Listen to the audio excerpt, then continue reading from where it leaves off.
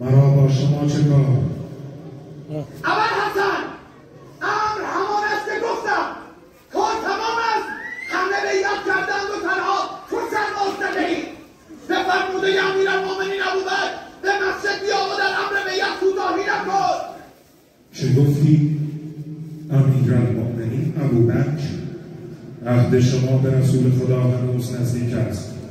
اگر فراموش کردید خدا فقط مرا امیرالمؤمنین خوانده و رسول خدا شما را امر فرمود که به این لقب گرامی به من سلام دهید.